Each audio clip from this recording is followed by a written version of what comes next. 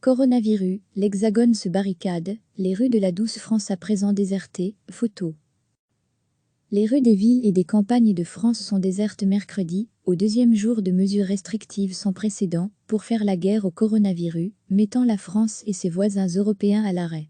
Les Français doivent rester chez eux, a martelé mardi soir le Premier ministre, Édouard Philippe, lors d'une intervention depuis Matignon, dans le journal télévisé de France 2, afin de limiter lui-même le plus possible les contacts extérieurs.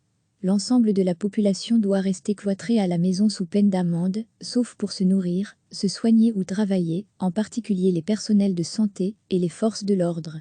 Quelques 100 000 policiers et gendarmes ont été déployés dans le pays pour faire respecter ces mesures. Nous sommes en guerre, avait prévenu lundi soir le président Emmanuel Macron pour insister sur la gravité de la situation. Ces dispositions extrêmes visent à empêcher l'envolée des contaminations et la saturation des services d'urgence. Mardi soir, 699 patients dans un état grave étaient en réanimation, contre 400 dimanche, sur un total de 2579 malades hospitalisés, selon le bilan de la Direction générale de la santé, DGS. Le directeur, Jérôme Salomon, a annoncé un total de 175 décès, 27 de plus que la veille, et de 7730 personnes testées positives, 1000 nouveaux cas en 24 heures. On est tous potentiellement porteurs, a-t-il souligné en insistant sur la nécessité d'éviter tout contact pour éviter de répandre le virus. Face à la propagation exponentielle du coronavirus, toutes les personnes qui circulent doivent désormais être en mesure de justifier leur déplacement, a rappelé le ministre de l'Intérieur, Christophe Castanet.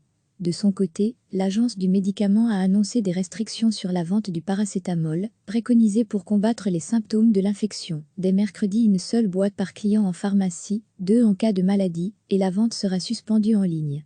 On est parti sur au moins 2 semaines de confinement collectif, on sait que c'est une période qui est nécessaire pour bloquer la circulation du virus, a affirmé le ministre de la Santé Olivier Véran, prêt à prolonger la mesure.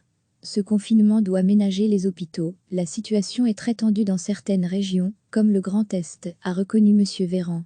Le déploiement d'un hôpital militaire est programmé en Alsace, avec le transfert, par l'armée, de malades vers d'autres sites.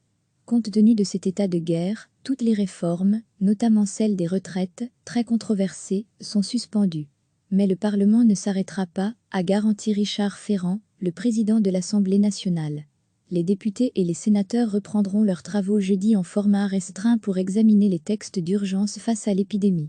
De son côté, le laboratoire français Sanofi s'est dit prêt à offrir à l'État des millions de doses de l'antipaludique Plaquenil, pouvant traiter potentiellement 300 000 malades, après des essais jugés prometteurs auprès de patients atteints du Covid-19. Avec un pays à l'arrêt et une économie mondiale fortement secouée, la récession se profile. Le ministre de l'économie, Bruno Le Maire, qui s'attend à une chute de 1% du PIB cette année, a annoncé la mobilisation immédiate de 45 milliards d'euros, notamment via le report de paiement des charges fiscales et sociales des entreprises. Édouard Philippe n'a pas exclu des nationalisations et assuré que l'État était prêt à prendre ses responsabilités pour soutenir Air France. En revanche, interdire de licencier, je ne crois pas que nous en arrivions là, a-t-il estimé sur France 2. Par ailleurs, et face à la demande de consommateurs en pleine crise sanitaire, les boulangeries vont pouvoir être ouvertes 7 jours sur 7 grâce à une dérogation du ministère du Travail, a indiqué mardi la Fédération des entreprises de boulangerie. Recevez chaque matin l'essentiel de l'actualité.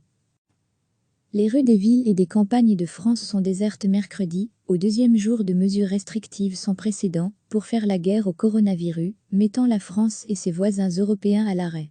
Les Français doivent rester chez eux, a martelé mardi soir le Premier ministre, Édouard Philippe, lors d'une intervention depuis Matignon, dans le journal télévisé de France 2, afin de limiter lui-même le plus possible les contacts extérieurs. L'ensemble de la population doit rester cloîtrée à la maison sous peine d'amende, sauf pour se nourrir, se soigner ou travailler, en particulier les personnels de santé et les forces de l'ordre. Quelques 100 000 policiers et gendarmes ont été déployés dans le pays pour faire respecter ces mesures. Nous sommes en guerre, avait prévenu lundi soir le président Emmanuel Macron pour insister sur la gravité de la situation. Ces dispositions extrêmes visent à empêcher l'envolée des contaminations et la saturation des services d'urgence. Mardi soir, 699 patients dans un état grave étaient en réanimation, contre 400 dimanche, sur un total de 2579 malades hospitalisés, selon le bilan de la Direction générale de la santé, DGS. Le directeur, Jérôme Salomon, a annoncé un total de 175 décès, 27 de plus que la veille, et de 7 730 personnes testées positives, 1000 nouveaux cas en 24 heures. On est tous potentiellement porteurs, a-t-il souligné en insistant sur la nécessité d'éviter tout contact pour éviter de répandre le virus. Face à la propagation exponentielle du coronavirus, toutes les personnes qui circulent doivent désormais être en mesure de justifier leur déplacement, a rappelé le ministre de l'Intérieur, Christophe Castanet. De son côté, l'Agence du médicament a annoncé des restrictions sur la vente du paracétamol, préconisé pour combattre les symptômes de l'infection. Dès mercredi, une seule boîte par client en pharmacie, 2 en cas de maladie, et la vente sera suspendue en ligne. On est parti sur au moins 2 semaines de confinement collectif, on sait que c'est une période qui est nécessaire pour bloquer la circulation du virus, a affirmé le ministre de la Santé Olivier Véran, prêt à prolonger la mesure. Ce confinement doit ménager les hôpitaux. La situation est très tendue dans certaines régions, comme le Grand Est, a reconnu M. Véran. Le déploiement d'un hôpital militaire est programmé en Alsace, avec le transfert, par l'armée, de malades vers d'autres sites. Compte tenu de cet état de guerre, toutes les réformes, notamment celles des retraites, très controversées, sont suspendues. Mais le Parlement ne s'arrêtera pas, a garanti Richard Ferrand, le président de l'Assemblée nationale. Les députés et les sénateurs reprendront leurs travaux jeudi en format restreint pour examiner les textes d'urgence face à l'épidémie. De son côté, le laboratoire français Sanofi s'est dit prêt à offrir à l'État des millions de doses de l'antipaludique Plaquenil, pouvant traiter potentiellement 300 000 malades, après des essais jugés prometteurs auprès de patients atteints du Covid-19. Avec un pays à l'arrêt et une économie mondiale fortement secouée, la récession se profile. Le ministre de l'économie, Bruno Le Maire, qui s'attend à une chute de 1% du PIB cette année, a annoncé la mobilisation immédiate de 45 milliards d'euros, notamment via le report de paiement des charges fiscales et sociales des entreprises. Édouard Philippe n'a pas exclu des nationalisations et assuré que l'État était prêt à prendre ses responsabilités pour soutenir Air France. En revanche, interdire de licencier, je ne crois pas que nous en arrivions là, a-t-il estimé sur France 2. Par ailleurs, et face à la demande de consommateurs en pleine crise sanitaire, les boulangeries vont pouvoir être ouvertes 7 jours sur 7 grâce à une dérogation du ministère du Travail, a indiqué mardi la Fédération des entreprises de boulangerie.